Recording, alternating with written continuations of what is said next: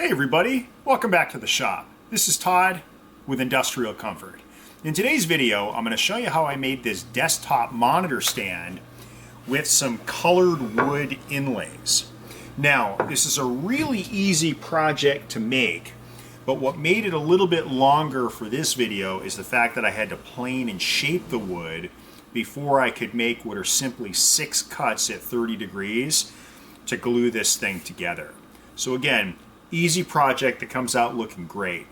Let me show you how I did it.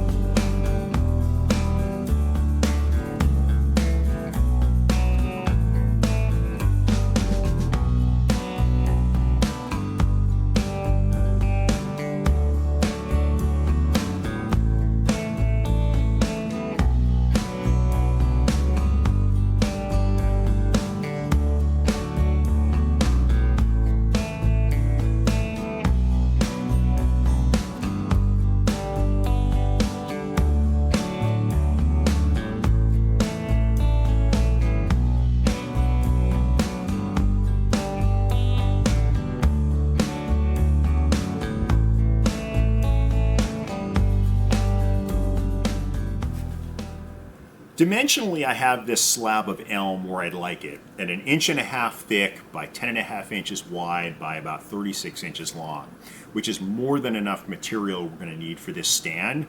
But we're going to have to make some cuts, we're going to have to plane it again, so I wanted to make sure that we had some extra material to play with. Now, I sort of glossed over the process of reducing the thickness of this board and then leveling it out, as it's highly repetitive, it's boring, and you'd probably be asleep by now if you did watch it. So I'll put a link in the description for another video that I did for some tips and tricks on using a thickness planer to level and flatten a board. Now, to add some sophistication to this slab of elm, I am going to create some colored inlay. And I'm going to use some of this wood. I've got some blue and some black here. And this stuff is dyed wood veneer. So if you're interested in picking some of this stuff up, just Google it and you'll get a ton of hits. A lot of them come from Etsy. Now, for the purposes of this slab of elm, what I'm going to do is run it through the table saw here at about 1.5 inches in. I'm then going to back the fence off by another 1/2 inch, make another cut, and then I'm going to sandwich it with these pieces of wood.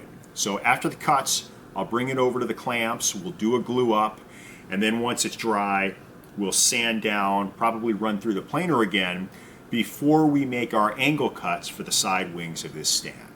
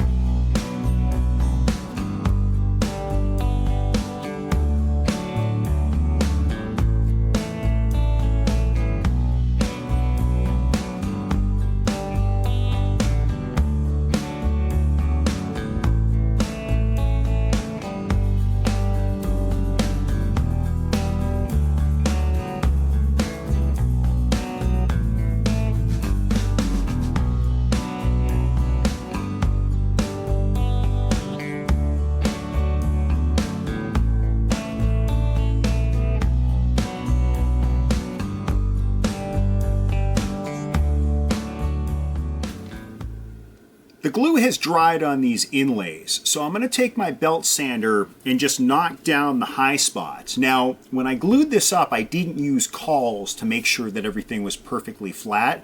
So unfortunately, I'm going to have to run through my planer again to get a perfectly flat surface. I'm also going to use the card trick that I referenced earlier to make sure that the front and back are going to be a level surface. And then I'm going to have to clean up the edges in the event that the top sort of dimensional plane changed as a result of the second planing here. So we'll do that, and then we'll be ready to cut the angles to create those wings that I referenced earlier.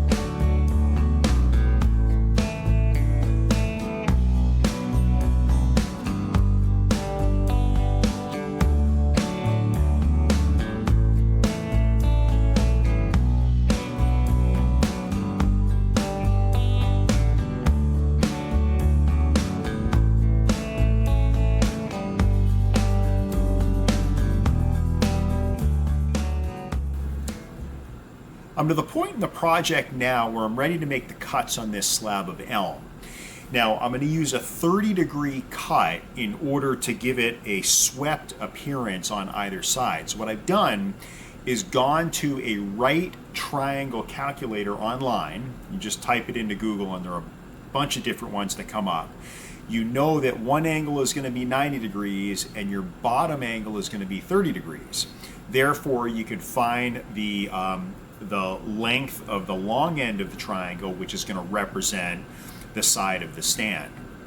And so in order to get 3.5 inches of height and also accommodate the 1.5 inches on top, we're looking for approximately 5 inches of length. So I've made a notation here, which you probably can't see, for where we're going to actually make our first cut. And what I've done here is use some double-sided tape to mount a piece of wood just to prevent any tear out once we slide the wood across. So what I'm going to do is turn the saw on. I'm going to make the first pass to cut off one part of the side here for the stand. Then I'm going to probably replicate it on the other end. And then what I'm going to have to do is go back, flip everything around, and then make one more cut on this end, one more cut on the top of the stand, and then one more cut to represent the final side of the other wing. So let's get started.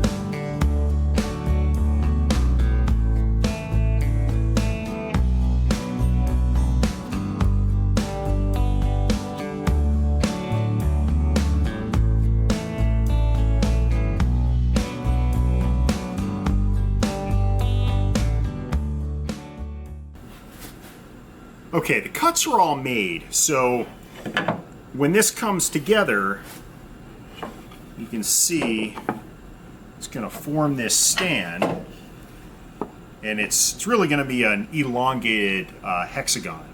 So what I'm going to do next, because I really don't have a jig for clamping this together, is use a biscuit joiner, and I'm just going to put some biscuits in, and then we'll glue it up, and then go ahead and give it a final sand and finish.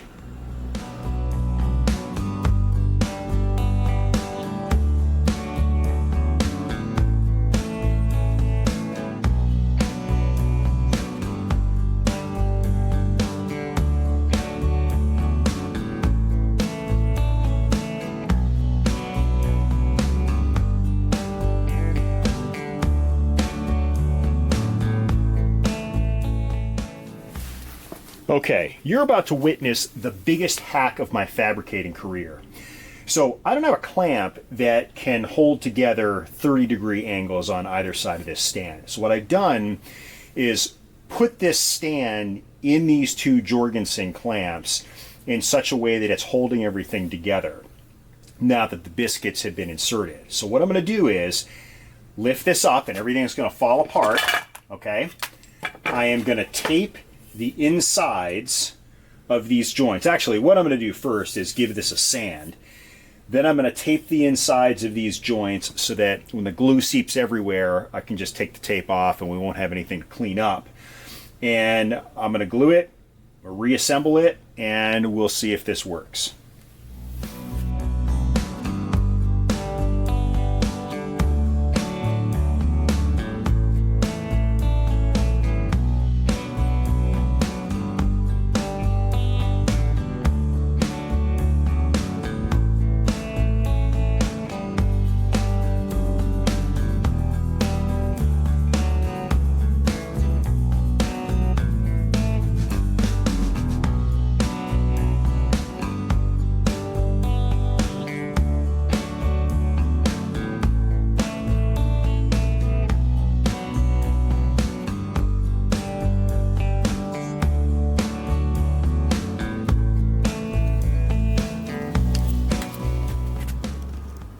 The glue up actually worked pretty well. No complaints. So I'm going to give this a good thorough sanding, probably knock down some of these sharp edges and corners, and then we'll put the final finish on.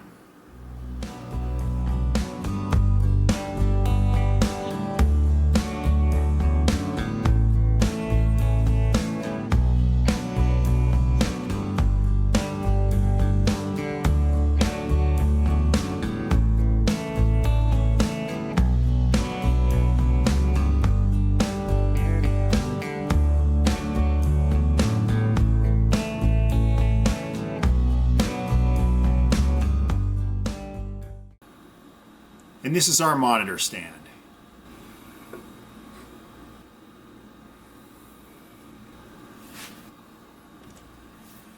Now don't forget, if I didn't have to do all that shaping and planing, this project would have been super fast.